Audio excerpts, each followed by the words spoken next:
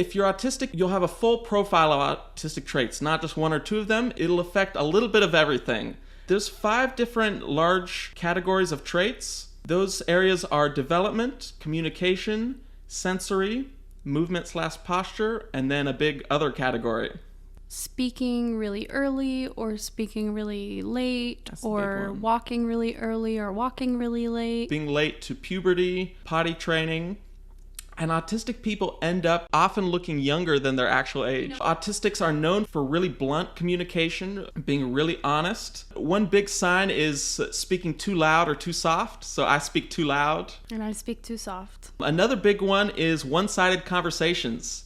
So somebody that they're not thinking so much about how the other person will take it in, and they go on and on talking about their favorite thing, and they talk someone's ear off. That's actually in the DSM. Autism can affect all 5 senses. So let's start with sensitivity to light. It's like a physical thing too, where it's not just that it bothers me inside. It literally makes my eyes water. Physically painful. And yeah, it makes you want to wear sunglasses. I have really strong hearing. A common thing is not liking fireworks, not liking dogs barking, not liking lawnmowers. Autistic people can have really restricted diets. There's a wide range. Some people will just say that they're picky about texture. Some people will say that they'll eat anything. And then there's people like us where it's really kind of restricted. I'm really sensitive to smell. It makes it really hard for me to do things like cleaning my cat's litter box, doing dirty dishes, and taking out the trash. The sense of touch. I cut all the tags off my shirts. That's a classic thing. And then I just dress for comfort most of the time. Because a lot of clothes are uncomfortable. A lot of autistic people don't like physical touch. Other ones very much do. Like I'm someone that really loves massages. Other people completely avoid that kind of stuff. An almost universal thing with autism is stimming or fidgeting.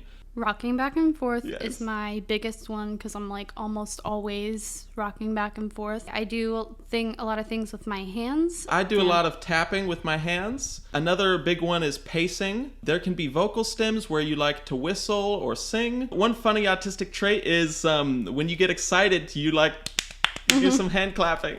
A classic stim I see is just some sort of playing with the hands. Just I think it's called hand posturing too, like moving your hands in different ways. There's a rare autistic trait which is tiptoe walking, which I totally did, and I still kind of do to this day, so that's kind of like a big sign. I walk pigeon-toed, so I walk on the sides of my feet, where when they say toe walking, most people think it's only on the toes, but what it really is referring to is not putting your weight on your heels. Now there's a big category of other. Fixed interests. Oftentimes they're kind of niche interests. Obsessions, basically. ADHD itself is a kind of a huge sign of autism.